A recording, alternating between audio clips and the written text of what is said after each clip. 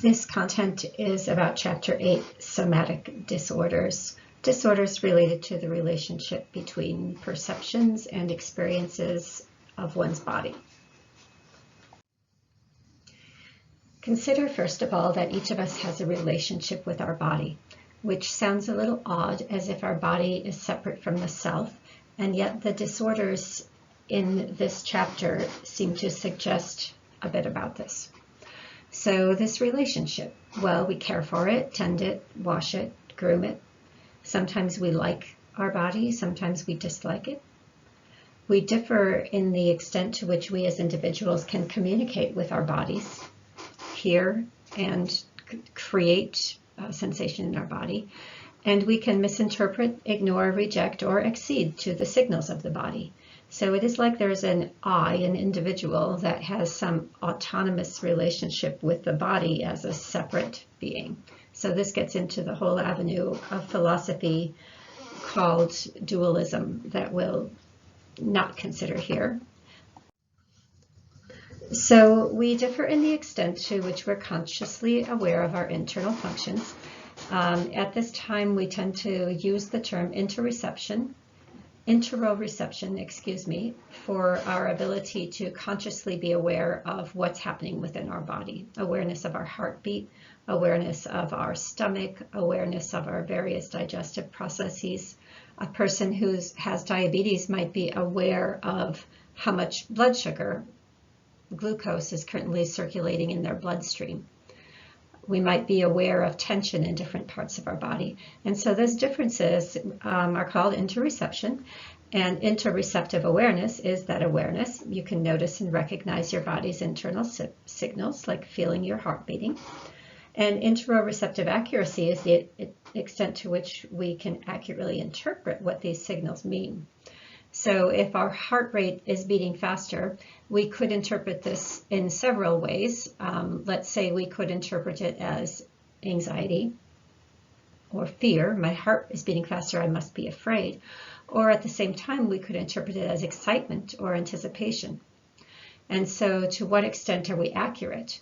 And is it possible that we could misinterpret a bodily sensation and then make a different judgment?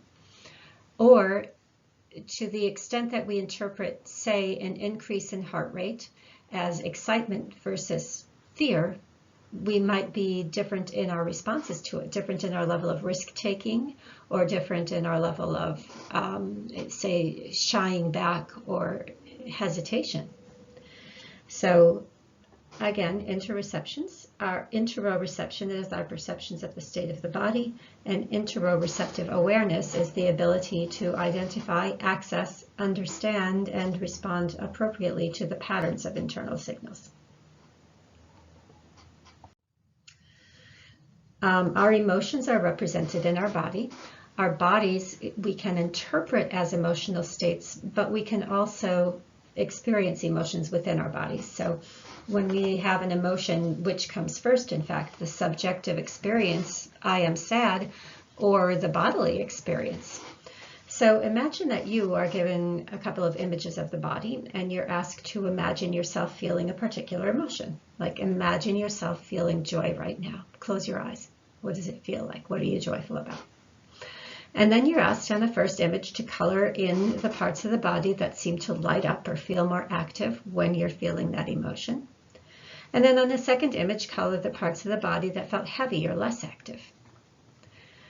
Where in your body would you feel joy? Where would you feel sadness? So Newman and colleagues in 2013 did just this.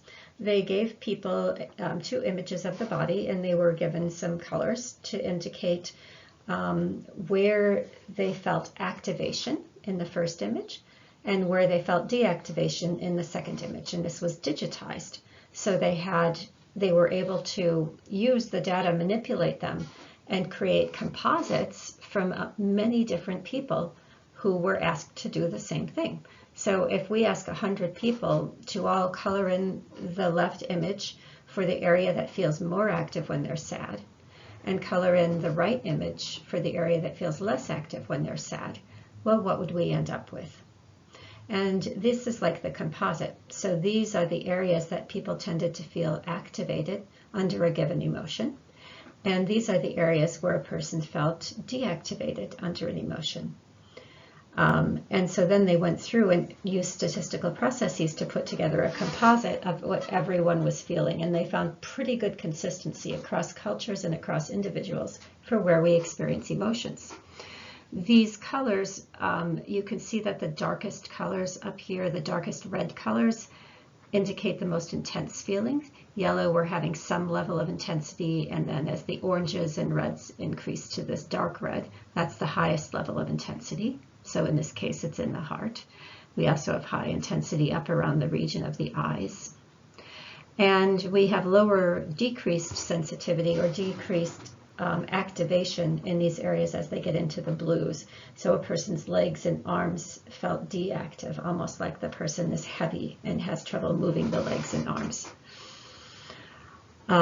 So that's what they did, and this is what they found out, and you can test yourself.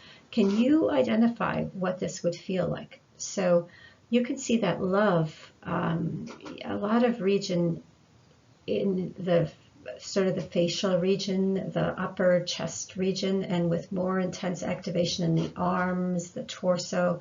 So we felt some pretty high levels of energy in those external regions.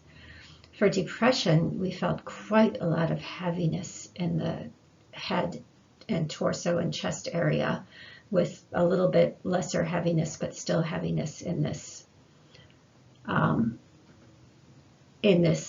other legs and the extremities.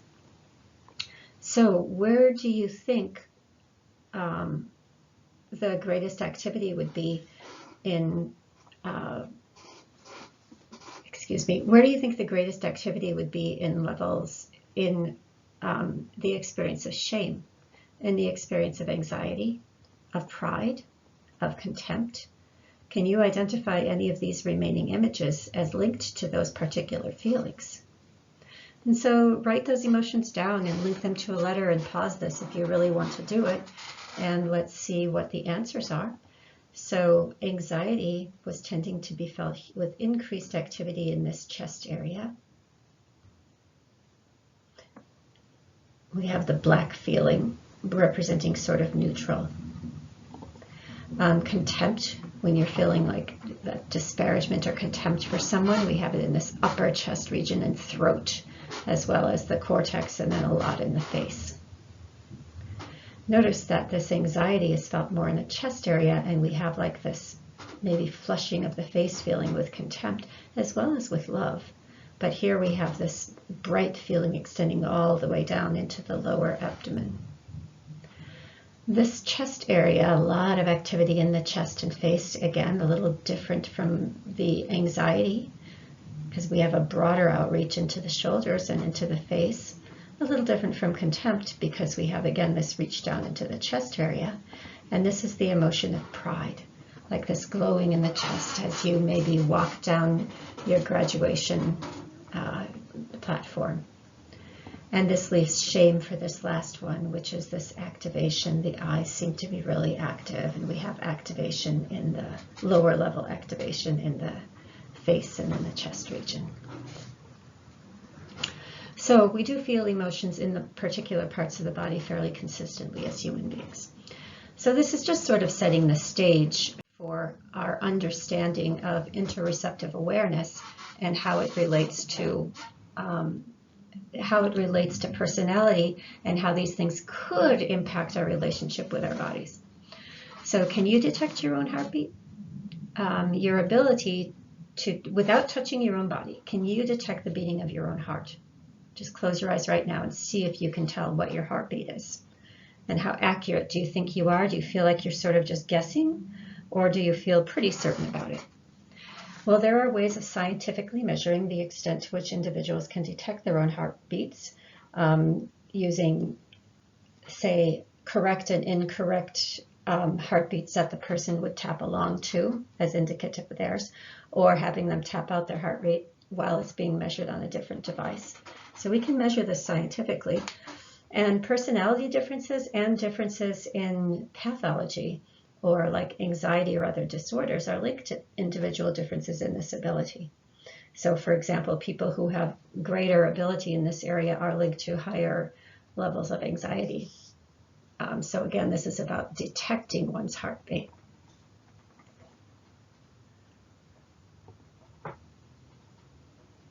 So,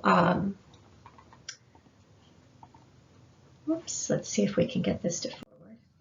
There we go. So as we talk in this chapter, we're going to be looking at two broad categories of conditions that relate to the body. Our experience of the body, our interpretation of body. We talked a little bit about this earlier when we talked about body dysmorphic disorder. So this is really focusing on perceptions of the body, experiences of the body, and interpretations or false interpretations of bodily experiences. Somatic disorders and dissociative disorders. So, a mild dissociative is a feeling of being out of it.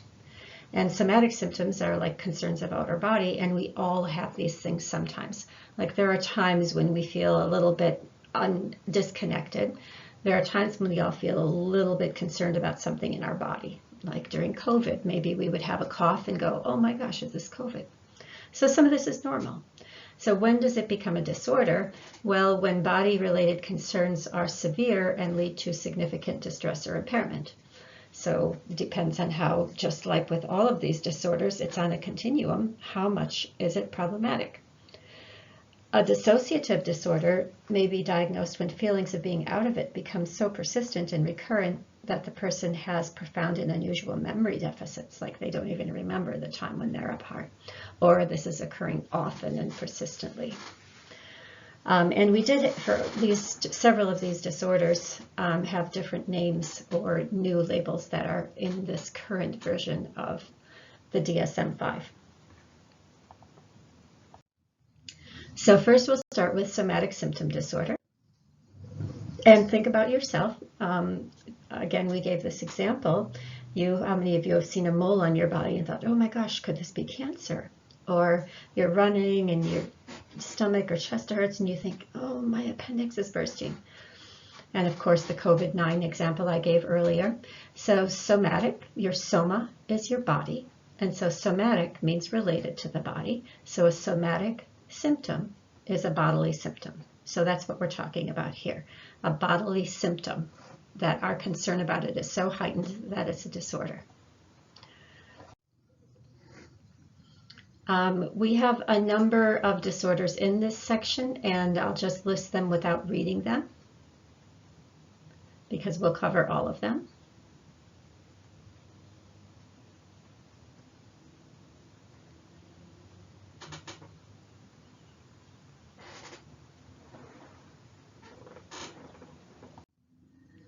So somatic symptom disorder, this particular condition, it would be indicated in the DSM by one or more somatic symptoms in the body that are distressing and result in disruption of daily life. Excessive thoughts, feelings, or behavior is related to the somatic symptom or associated health concerns manifested by disproportionate persistent thoughts, persistently high level of anxiety about the health or symptom, and excessive time or energy devoted to these symptoms or health concerns. And usually this needs to be persistent, even if it changes, even if the symptom of concern changes, the tendency to have concern about something on the body needs to persist for more than 6 months. It doesn't have to be the same thing. I'll be separately posting Dr. Grande. He's pretty good at explaining these disorders. Examples that I'll offer you are Darlene, who what we might look at is, do these people experience somatic symptom disorder? So number one, Darlene has strong stomach pains that can't be explained by her doctor. She's preoccupied with these pains and they prevent her from engaging socially and they get in the way of her work. She's always getting up and leaving her desk. And so in this case, we'd probably say, yeah, this could be it because it's interfering with her work. Next, although Frannie's cancer has been in remission for 5 years, she worries constantly that it will return and she cannot relax and just enjoy her life. So she's hyper-focused on this worry about this condition, and this would be a disordered condition because it's getting in the way of her life. Cory has psoriasis, a skin condition that appears on his scalp and to greater and lesser degrees and is sometimes visible. He has stopped socializing and limits eye contact engagement with others because he always is thinking about what would make the condition worsen, and that obviously is an example. And last, John is often fretting over observing his moles for signs of skin cancer, and he can barely allow himself to go outside for fear of the sun's damaging rays. And so in all of these cases, we do have examples of life being impaired by the concern about the health condition. A simplified model of the cognitive style that leads to this condition is indicated in this chart here, taken from your book. These are intense, disturbing, highly aversive experiences.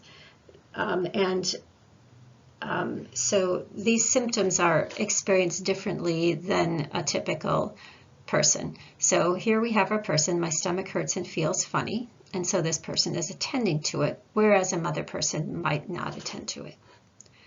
This person then interprets it, something is wrong, I must be sick.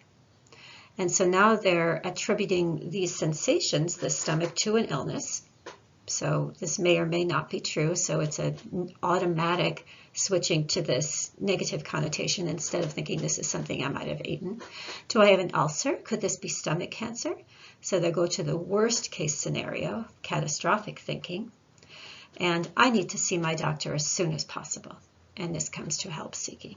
So we have this relatively small thing, my stomach hurts, which could be just due to a digestive issue, all the way down to visiting the doctor about possible cancer. So we have this overestimating the severity of the condition, the tendency to think catastrophically, the experience of bodily sensations that might be normal as intense, disturbing, and highly aversive, and perhaps a hypersensitivity to body sensations. So once again, I just have this listed out in different ways. The physiological traits, it might be that these people have higher body awareness. There is not evidence that people with this condition have a better ability than others to detect their own heart rate. However, they may have a heightened sensitivity to bodily concern. They may have that personality trait apart from the heart rate. And they have a heightened attention to bodily sensations. So they're tuned into their body and they focus their attention on it when it grabs their attention. And then they also have certain cognitive traits or thought patterns, like the ones we just looked at, the attribution habits, a tendency to associate body symptoms with illness rather than with less innocuous causes. And catastrophic thinking, a tendency to identify with and believe the worst possible scenario. These could be caused by past experiences, which is a tendency to regard health intervention as critical to foster the body's healing, rather than having greater faith in the body's ability to heal itself. So a tendency to say, oh, something's wrong, we need medical intervention right away. And this could be fostered through how you were raised. If your parents tended to take you to medical care easily, maybe you might more likely have this tendency. Negative affect, a tendency to have an overall pessimistic outlook on life, so a tendency in general to think about the worst case scenario. And secondary reinforcement. When you were sick, did you receive very special attention and treatment? Were people bringing you hot cocoa in bed and that sort of thing? And if so, then the benefits of being sick are reinforced, and so this maybe desire to have that attention and care is reinforcing this somatic symptom disorder. Treatments involve response prevention, similar to what was done for OCD. That is, not being allowed to check the body, like not allowing yourself to look at that mole, and stopping constant seeking of reassurance. So just not giving what that person needs, the desire to check body, followed by a prevention of the ability to check the body until the urge passes, and then not providing the reassurance when sought, so that they don't seek the reassurance and aren't relieving their anxiety in that way. And there's also some cognitive behavioral techniques that are widely used when the somatic symptom disorder involves pain, and that is relaxation training, support and validation that the pain is real, even if it's not as great as it might be, scheduling daily activities around it, restructuring one's thinking about the pain, and reinforcing behaviors that are engaged as if there is no pain. Illness anxiety disorder is a new disorder in the DSM-5. So it is illness about the possibility of becoming ill. And it's not just like we might have had worry about getting COVID-19. That was based in real circumstances, but this would be based in circumstances that are unlikely, like if a person is worried about getting leprosy, which is extremely rare in this country. So without reason, they're worried about getting a particular illness. And so one is preoccupied with getting this serious illness, and there aren't any even symptoms that are linked to it, or if they are, they're pretty minimal. The anxiety is out of proportion to reality. So many people were concerned about COVID-19, which is a realistic concern, but this is out of proportion to reality, and they're hypervigilant or distressed about this health changes or symptoms that are really ambiguous. So we have again this real heightened attention to it. Frequent self-monitoring for signs of illness, like checking one's body temperature or blood pressure 3 or 4 times a day. Avoidance of medical care. This is different from somatic symptom disorder, where medical care was often sought. This is maybe avoiding medical care because they're worried about what might be found. So they're working up this anxiety. When they finally do go to the doctor, they've built themselves into a state. The anxiety, again, we have persistence more than 6 months.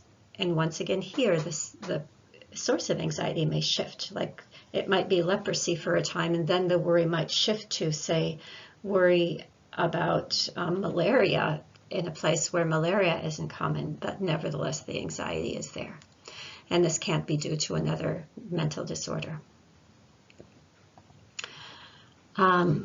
Often people with this condition have really dramatic statements about one's health. My body is completely failing me.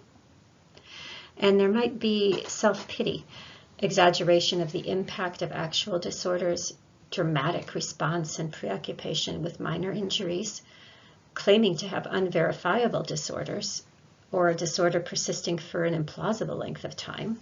My cold lasted for 1.5 years, something like that.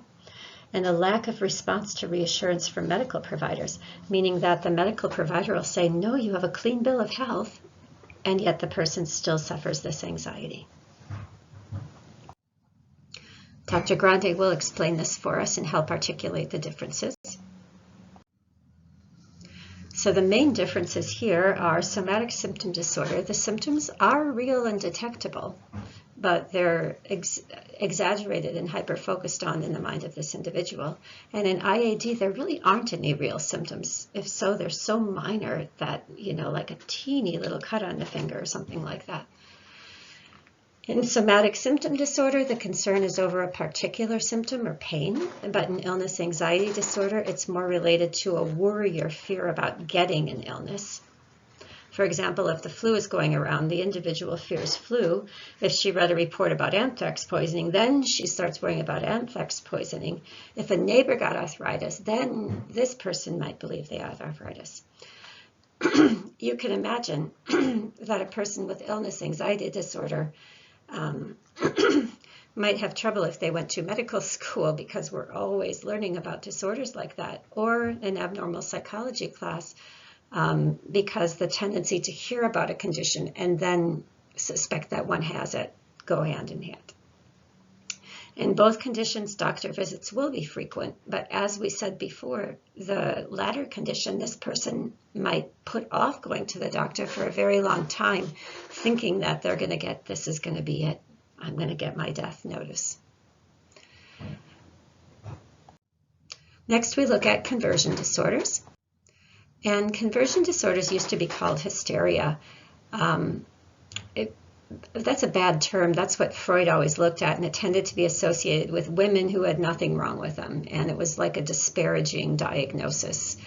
And so what it is one or more symptoms that affect something about your body, about the way you can control your body, or about the way your eyes are working, or something like that. There's not an explanation, though. It cannot be explained by a neurological or another medical condition, or by a different mental health disorder.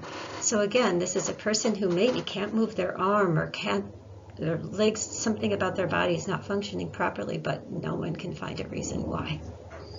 And they cause this person a lot of distress or problems in work, social, and they're significant enough usually that tests are done. Something's going on.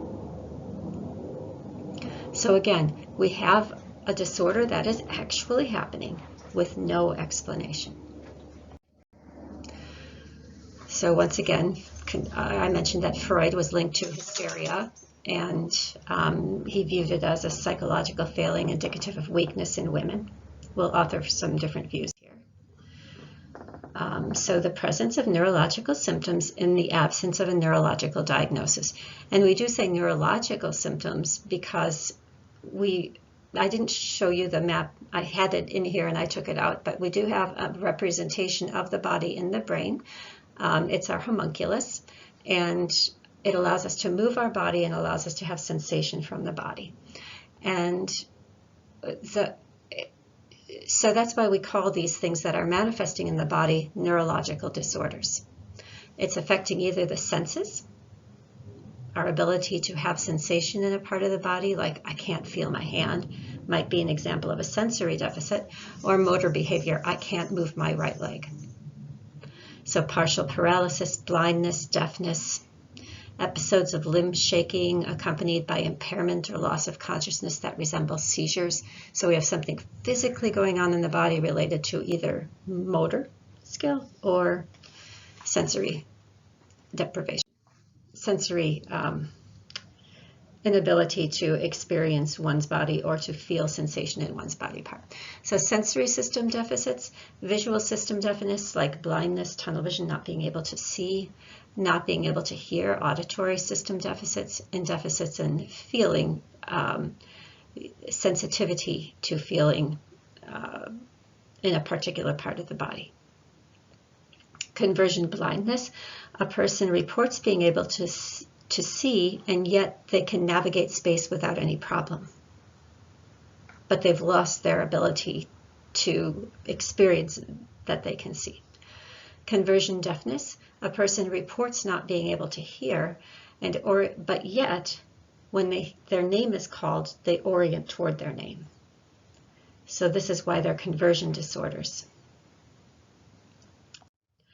Motor symptoms or deficits might cover a wide range, but they might include conversion paralysis, I can't move my arm, aphonia, a speech-related conversion disturbance, meaning that a person cannot speak, or globus, the sensation of a lump in the throat that persists and doesn't leave. And then the seizures would resemble epileptic seizures, but they're not true seizures because they don't have the characteristic EEG profile of someone having a seizure, and they also don't have the confusion or memory loss that follows a typical seizure. So they're not seizures, but they look like seizures with all the shaking. And so those are the types that we can have of conversion disorder. It's really hard to get an accurate diagnosis. The symptoms can mimic a lot of medical conditions. So criteria used to distinguish between conversion disorders and true neurological disturbances include, first off, the dysfunction that they're experiencing doesn't conform clearly to the typical manifestation of the disease or disorder. Secondly, the nature of the dysfunction is highly selective. So it's limited to a very particular region of the body or to a very particular behavior like the seizures. And thirdly, if a person is hypnotized or put to sleep, the symptoms can usually be removed, shifted, or reinduced at the suggestion of a therapist. So if what the hypnosis and narcosis would both do is remove conscious control of the individual, and in that case, these symptoms can be shifted.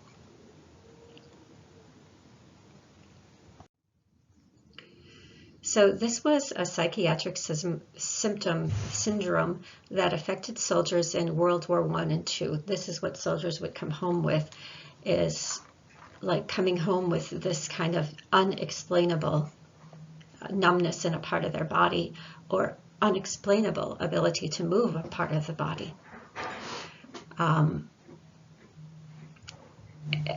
And this may have been an early manifestation of, now we're treating it more directly as post-traumatic stress disorder, right? But at that time, maybe the inability of the soldiers coming home, the social stigma attached to expressing anything related to psychology disorder, maybe would have left them having only this manifestation in this part of the body, this physical disorder, this unexplained physical disorder. About 5% of the people referred for treatment at neurology clinics are experiencing some sort of conversion disorder. It's more common in rural people or lower socioeconomic circles, and this might again be because of the lack of an opportunity to understand one's body, to understand the mind-body relationship, or the stigma attached to expressing concerns that might relate to mind. It occurs 2 to 3 times more often in women than in men. And after a significant stressor, there can be a really rapid onset, so it would come fairly quickly. So if the soldier, for example, was in a recent battle situation, it would come fairly quickly after that. And if the stressor is removed, often it resolves within a couple weeks. So it does seem to be linked to a stressor. It's thought to result, this brings us to Freud, it's thought to result as a result of stress or internal conflicts, so psychological conflicts. And so that's where this term conversion came from. He called it conversion hysteria.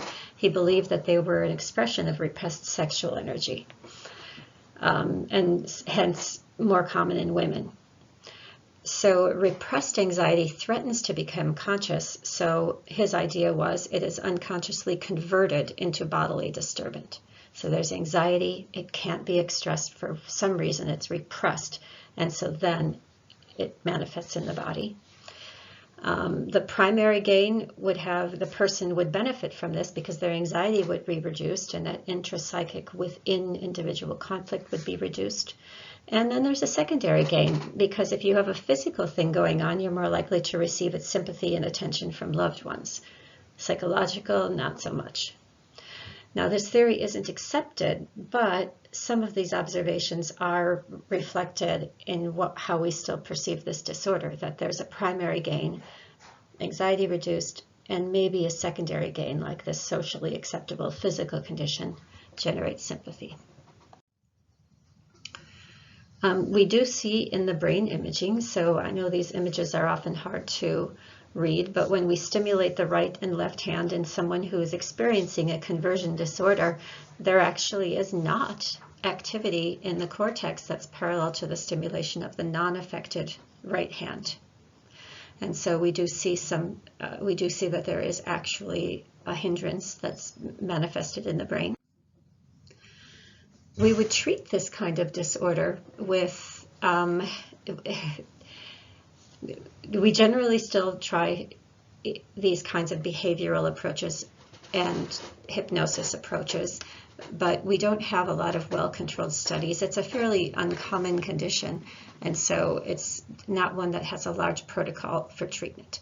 So depending on what the manifestation is, there might be specific exercises or reinforcements, and we might have hypnosis along with other problem-solving therapies. So there's a little bit of videos that I'll be posting up for you about conversion disorder. And there's a recent case that you'll be looking at of Jessie, who suffered what is called conversion disorder. It was pretty debilitating for her to regain her function. And there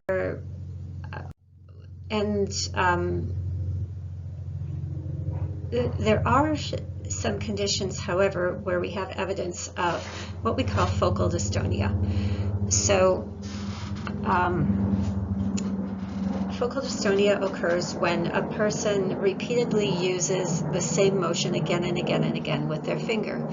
And because the person is reusing the same motion in their fingers so repeatedly, especially if there's two fingers that are linked together, the brain can actually create one pathway out of the two fingers. So we can actually have the focal dystonia is when the individual continually uses the same two fingers together, and eventually the brain interprets that they're just one finger, and it fuses that part of the motor cortex together so that the brain representation of those two fingers is merged into just one finger.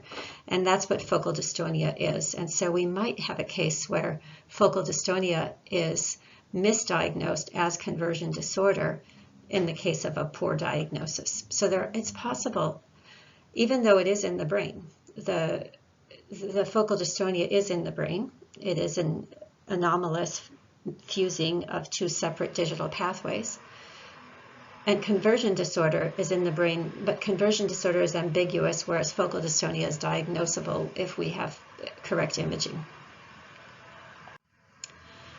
And this young woman did have focal dystonia, and it, could have been misdiagnosed as conversion disorder.